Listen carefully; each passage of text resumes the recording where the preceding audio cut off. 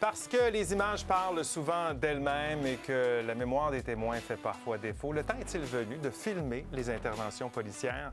Avec Victor Henriquez, Jacinthe Varel, Élisabeth Crête et Maude Goyer, c'est parti pour 30 minutes de débat.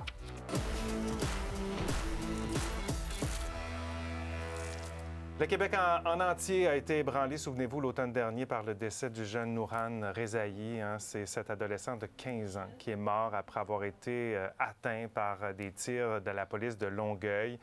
3 enquêtes ont été déclenchées pour faire la lumière sur les circonstances entourant ce drame. L'une d'entre elles a été ouverte par le Bureau des enquêtes indépendantes qui a le mandat d'enquêter lorsqu'une personne décède lors d'une intervention policière. L'an dernier, le BEI a pris en charge 43 dossiers dans la province. Des enquêtes qui auraient peut-être été facilitées si les policiers avaient été munis de caméras corporelles.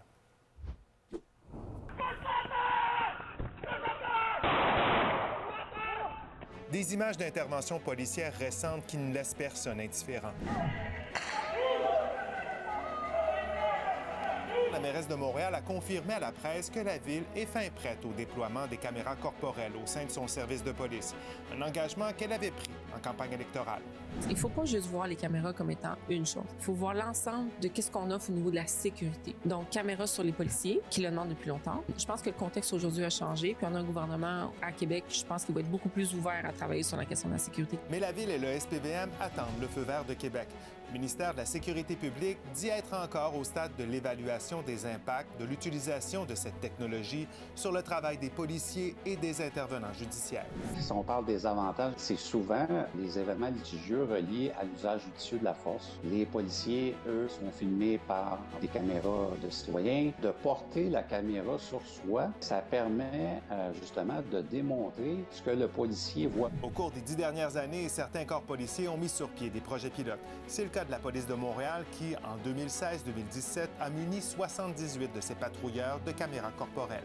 Conclusion, le port de caméra n'a pas eu énormément d'impact sur la décision des agents de faire usage de la force ou non lors d'une intervention. La majorité des policiers sont tout à fait pour avoir des caméras. Plusieurs fois dans ma carrière, j'aurais aimé avoir une caméra, justement parce qu'une image vaut 1000 mots, et ça aurait fait foi du comportement très problématique de certains citoyens. Pour ces anciens policiers, ce sont les coûts associés à l'implantation de ce dispositif qui pourraient freiner son déploiement à l'échelle de la province. Ça doit être financé, puis c'est toujours l'argent qui est le nerf de la guerre. Les municipalités n'ont pas nécessairement tous les millions nécessaires pour acheter les équipements, engager des gens supplémentaires pour traiter les images. Le gouvernement provincial devra justement assurer d'édicter des normes pour s'assurer qu'il y a une uniformité à grandeur des corps de police pour justement qu'on ne se ramasse pas avec des disparités.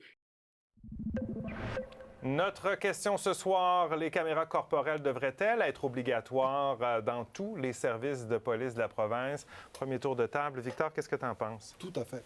Pour moi, la caméra corporelle, c'est une assurance confiance. Ça protège les policiers, ça protège les citoyens, ça nous permet aussi de comprendre la perspective policière. Alors oui, il faut le faire. Maintenant, il faut le faire avec les bonnes balises.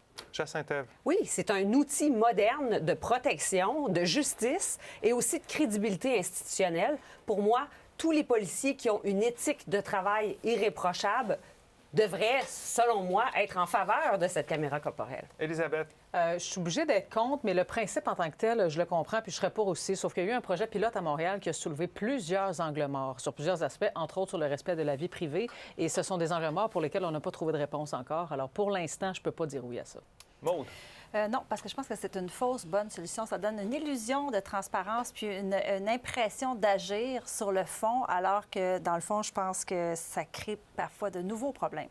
Intéressant. J'ai hâte d'entendre vos idées se développer au cours de ce débat. Alors, on a le clan du pour, le clan du contre. Notre question est sur Nouveau.info depuis 17 ans. Et on commence ça comme ça ce soir. C'était avant le débat, avant qu'on vous entende. Alors, 91 des internautes pensent que oui, les caméras corporelles devraient être obligatoires dans tous les services de police, alors que 9 seulement des internautes pensent que non.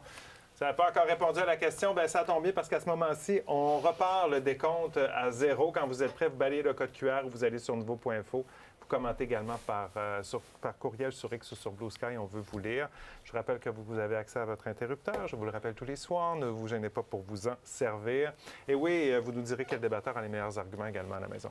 Alors, il y a le mot Je commence quand? Est-ce que je commence là? La population a parlé, hein? Les gens ont parlé, alors tu commences. Parce qu'il y a un terme quand même intéressant, puis je veux entendre vos arguments également là-dessus. Le mot qui réunit votre côté, je pense, c'est confiance. C'est, entre autres, la confiance du public. C'est l'argument principal pour aller de l'avant avec ces caméras corporelles-là? Il y en a tellement d'arguments, mais oui, la confiance est essentielle parce qu'on sait que dans les dernières années, il y a eu une certaine usure de la confiance envers nos institutions, notamment envers nos institutions de sécurité, nos institutions policières. Et le fait de pouvoir voir une intervention, de voir la perspective du policier, ça permet justement de ramener cette question de la confiance. Moi, j'ai commencé ma carrière à RP dans les événements de la famille Villanueva, ce jeune qui a été tué dans un parc à Montréal-Nord. Et une des choses qui a été frappante dès le début, c'est qu'il se disait tellement de choses sur ce qui s'était passé, mais personne n'avait vraiment vu ce qui se passait. Et ça, pour la famille, ça a été catastrophique, ça a été extrêmement dur à vivre, mais pour la communauté au complet, on se basait sur tellement d'histoires et ça a pris des années avant de savoir vraiment. Et encore là, est-ce qu'on a tout su? Ça résume assez l'introduction que je faisais tout à l'heure. La mémoire des témoins, parfois, laisse à désirer, alors qu'une image, bien, ça vaut 1000 mots, puis c'est assez clair sur un angle, cependant. Là. Oui, c'est la fin des versions contradictoires.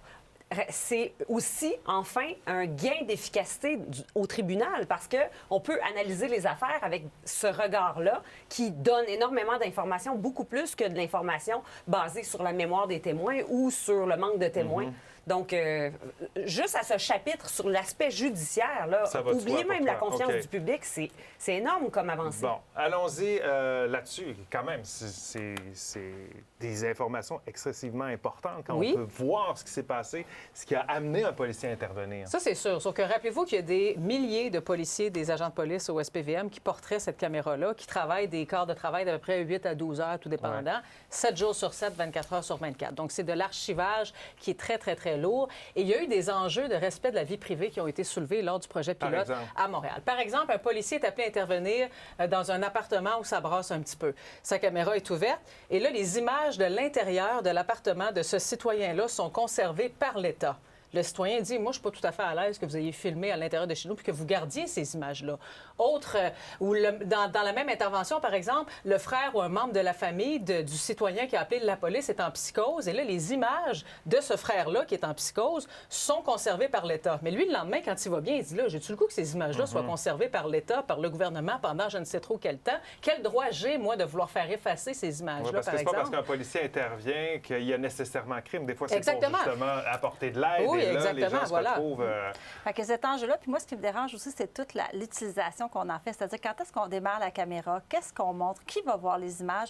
Selon une méta-analyse de 70 études, les effets sur l'usage de la force sont nuls ou très limités. Ça a été ça à Montréal aussi, des effets à peu près nuls sur ça tombe bien parce que l'effet qu'on cherche, c'est pas l'effet sur l'usage de la force. L'effet qu'on cherche, c'est un effet de protection. Ce qu'on se rend compte dans ces événements-là, et c'est vrai qu'il faut quand même se rappeler que dans probablement plus de 90 des cas, puis on peut même monter plus haut, on n'utilisera jamais les images qui sont captées par ces caméras-là. Cependant, lorsqu'on arrive dans des situations comme celle qu'on a vue à Longueuil très récemment, avoir cette perspective-là, elle change tout. Regardez les montants qu'on investit dans les bureaux d'enquête indépendantes, qu'on investit dans les enquêtes indépendantes qui durent des années, qui laissent tout le monde dans l'instabilité.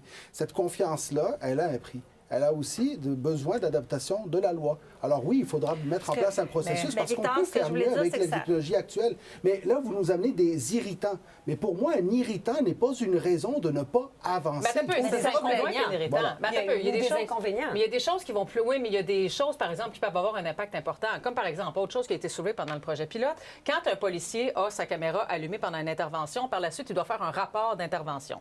Si, lors de l'écriture de ce rapport-là, le premier rapport qui écrit, il n'y a pas le droit de revoir ses caméras.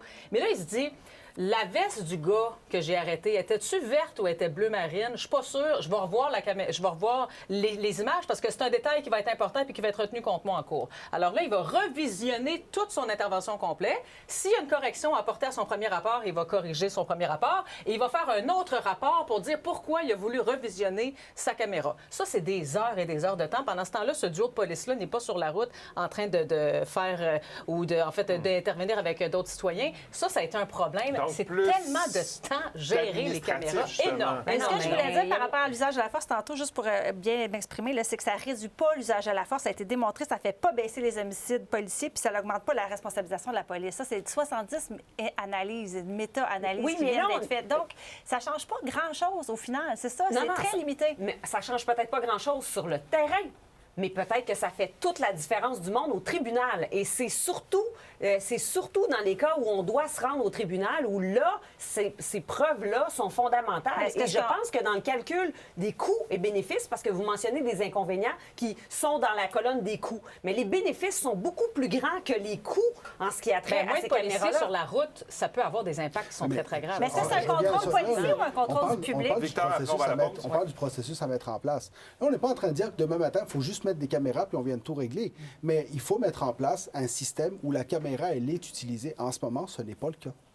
Il y a une question de coût également, on en parlera au retour. Alors, je vous rappelle notre question, les caméras corporelles devraient-elles être obligatoires dans tous les services au Québec? C'est la question de ce soir. Allez y répondre, commentez également. Nous, on poursuit ça au retour de la pause.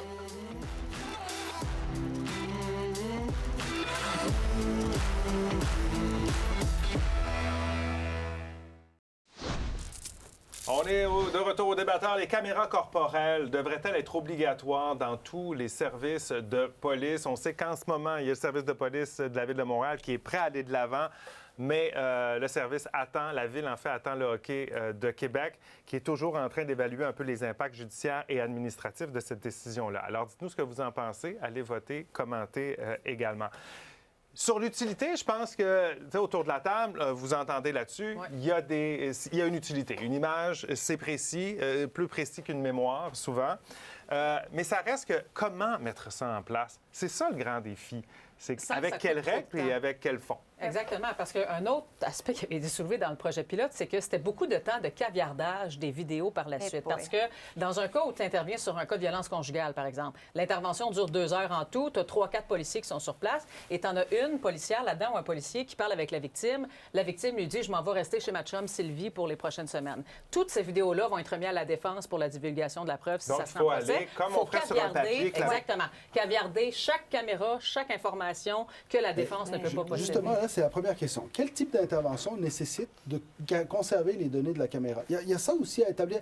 C'est pour ça que quand on dit qu'il faut l'autoriser, c'est qu'il faut autoriser la caméra, c'est un outil extraordinaire. Maintenant, il faut créer un cadre légal, il faut créer un cadre financier, puis un cadre technologique qui se respecte. Mais dites-vous une chose, la Ville de Montréal a fait un projet pilote qui supposément a eu très peu de résultats, mais demande quand même à implanter ça.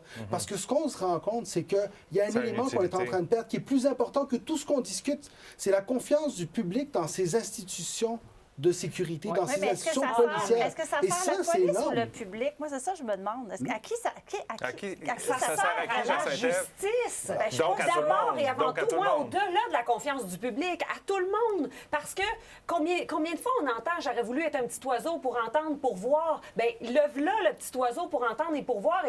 Et parler à des parents dont les enfants ont été victimes de toutes sortes de situations criminelles, ils vont dire « moi, je veux le maximum d'outils pour les autres parents pour pas qu'ils aient à traverser Mais moi, ma les épreuves qu'on a traversées ». Ma crainte par rapport à ça, quand tu dis, tu sais, un petit oiseau, moi, c'est parce que j'ai comme peur d'un biais. J'ai peur d'une genre de mise en scène. C'est-à-dire qu'il peut y avoir un semblant de transparence, mais à quel moment la caméra a été Allumée. démarrée? Qu'est-ce qu'on va montrer? Est-ce que ça Parce que le policier a influence le le cours contrôle de de sa l'événement? caméra, Oui, là. c'est ça. Ouais. Mais Moi, tu ne penses pas que me- c'est plus précis qu'un témoignage, par exemple, où là, on peut vraiment dire ce qu'on veut? À la question obligatoire, tu sais, je pense qu'il manque tellement de cadres que je suis obligée de répondre non à cette question-là parce que je trouve que ça peut desservir Mais tant finalement. qu'on Mais rendra l'événement, pas ça peut faire une obligatoire, on créera escalade. jamais le cadre. Le problème est là Ben- parce que j'ai une mauvaise nouvelle pour vous, c'est qu'elle existe déjà, cette caméra-là. Mais elle est n'est pas ici. tenue par les Elle est policiers. entre les mains de Exact, ça, oui. tous les citoyens. Et ce qui arrive en ce moment, c'est qu'on a des images de toutes les perspectives. Il y en a une qui manque, c'est celle du policier. Dans une intervention, cette caméra C'est sa corporelle est parole, située de seulement. façon à nous permettre de comprendre qu'est-ce que le policier a vu, à quelle vitesse il l'a vu, de quelle façon il l'a vu. Et ça, c'est l'élément qui manque le plus en ce moment dans nos enquêtes. Par exemple, dans le cas de Longueuil, c'est une question importante. Dans le cas de Villanova dont je vous parlais, c'est des questions essentielles. Mais est-ce Et on que- a est-ce vu qu'on dans a- plein de parce procès à qu'on a quel point tellement- l'angle de Ouais. vue Et on a d'un longtemps policier... supposé de ce qu'on voyait comme angle. Alors, on prend plein d'images qui existent, on les met ensemble, puis on essaye de deviner l'angle du policier, alors qu'on aurait aurait un outil Ben oui, qui nous pour le permettrait faire. de Mais savoir. bon, tu lèves un point important. Mettons que le policier oublie de l'allumer, sa caméra, parce que le policier est libre de contrôler lui-même sa caméra. Si tu vas aux toilettes, par exemple, tu ne la laisses pas allumer. Si tu as une conversation tout seul avec ta partner ou ton partenaire dans l'auto, tu ne l'allumes pas. Tu as le droit de ne pas être surveillé à chaque seconde de ton corps de travail. Fait que, mettons Oui, parce qu'il qu'à un moment oublie... donné, il y a l'aspect Exact. quand même, son travail, mais il Tu y a peux pas avoir l'aspect quelqu'un du tout le temps privé, qui est là. bon, c'est ça. Fait que mettons qu'il oublie de l'allumer pendant une intervention. Et là, ça sort publiquement. On s'entend que ça paraît mal, là. Ça, on dirait qu'il a fait exprès de ne pas l'allumer, alors que c'est arrivé dans d'autres corps de police et où ils l'ont, la caméra en Tu n'allumes pas les passant. gyrophares à chaque fois non plus. Je veux dire, les policiers sont formés aussi pour savoir... Je reviens sur le type d'intervention. Ouais. Mais c'est arrivé moi, qu'il je- oublie de l'allumer sur des interventions OK, mais chaudes. par en exemple, Ah, mais la Exemple, technologie est c'est rendue ça. que si tu te mets à bouger, par exemple, ou à parler, ça peut s'allumer tout ça. Là. La technologie Oui, mais il ne faut permet pas que ce soit ça, aussi- parce que tu as le droit d'avoir des conversations privées puis tu as le droit de marcher pour aller aux toilettes. Fait Mais que il y a les moyen sur le policiers plan doivent contrôler, technologique là, d'avoir tu sais. certaines données qui font en sorte Ouais, que mais ça c'est pas brûle. ça à OK, Montréal, mais là. concrètement, là, ça devrait... Donne-nous un exemple de règle. Là. Ça devrait être quoi? Dans quelles circonstances on peut allumer la caméra? Puis qu'est-ce qu'on fait avec les données quand on arrive au poste de police? La première chose, c'est qu'il faut établir le besoin aussi. Mais ça, on sait que la technologie est là, les corps de police le réclament, les grandes villes ont des corps policiers qui l'ont. Là, ce qu'il faut établir aussi, c'est de dire, on va C'est pas toutes les l'utiliser, grandes d'abord villes, hein. combien ça coûte, parce qu'on sait qu'on est en attente de Québec en ce moment ici. Alors, C'est il 40 faut millions, je ne l'établir. me trompe pas, pour Il faut établir combien ça 10 ans coûte. pour Voilà. Montréal. Et ça, je pense que c'est tout à fait correct. Et après ça, il faut établir le cadre légal. Donc là, ça va prendre des spécialistes qui vont nous dire d'abord dans quel dossier est-ce qu'on a besoin de ça et aussi quelle va être la façon qu'on va le gérer. Mais si on continue à se dire qu'il faut attendre que la caméra soit obligatoire, dans le fond, c'est l'œuf ou la poule, qu'est-ce qu'on attend pour avancer dans ce Mais il y a projet? quand même plusieurs l'impression- questions qui sont j'ai- demeurées sans réponse à la suite du projet pilote auxquelles on va devoir répondre, entre Oui, autres sur c'est l'aspect ça. de la vie privée. Et le Parce Moi, que j'ai Vraiment, l'impression qu'on essaie d'importer une solution américaine à un problème, à des choses qui se passent au Québec. On n'est pas les États-Unis ici. Les autres, ils ont généralisé l'utilisage des caméras depuis 2014, puis ça n'a rien changé, en fait. Ça a eu très peu d'impact. Donc, je ne sais pas pourquoi. Non, ça a exactement. peu d'impact sur le terrain, ça a énormément d'impact en justice au tribunal. Il y a une autre affaire qu'on n'a pas parlé aussi, c'est l'aspect dissuasif des caméras corporelles. Un citoyen qui est en train de commettre un méfait et qui voit le policier arriver avec sa caméra corporelle peut être dissuadé d'avoir un comportement agressif à l'endroit du policier ou même ajouté à sa cause dans des situations où est-ce qu'il y a de la violence. Mais encore là, ça n'a pas été démontré parce que le nombre de crimes n'a pas diminué Non, c'est depuis ça. qu'il y a des caméras. Pendant le projet Mais pilote c'est pas le non nombre plus, de crimes que je d'homicides parle, non c'est plus. qu'en intervention, les gens sur qui les policiers sont en train d'intervenir peuvent avoir un peu plus de contrôle de leurs émotions ou de leurs pulsions parce qu'ils savent qu'ils sont en train Mais est-ce d'être que ça- filmés. est-ce Je veux ça juste peut prendre, créer parce de que la- tu as fait référence aux États-Unis, puis je pense que c'est important parce que ces temps-ci, on a vu toutes les interventions qui ont mal tourné avec la police. On va te mettre dans le guillemet, là, la police de ICE. Là. On apprenait ce lundi, en fait, que la police de ICE à Minnesota allait avoir des caméras corporelles. Puis ça va être même partout. Là, cette police-là va avoir des caméras partout à travers les États-Unis. Ça nous permettrait de peut-être mieux comprendre les interventions. Dans certains cas, c'est sûr, mais je reviens. Cette perspective du policier, en ce moment, on ne l'a pas. Et elle ne fait pas partie de la conversation publique. Et ça, c'est un enjeu. Et il faut quand même rappeler une chose. Lorsqu'on entendait dans le reportage, le service de police de la Ville de Montréal les demande. Les spécialistes le disent. Ouais.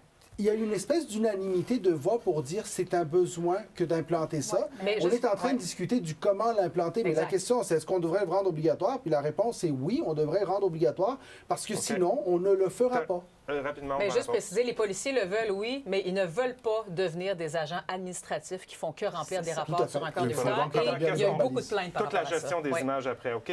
Commentaire de Naomi. Elle nous dit oui, si un policier fait son travail de manière éthique, il ne devrait pas craindre de porter une caméra. C'est la même chose pour les citoyens qui respectent la loi et l'ordre. Hein. Ils ne devraient pas avoir peur de se faire filmer par les policiers. On s'arrête quelques minutes. Au retour d'autres commentaires.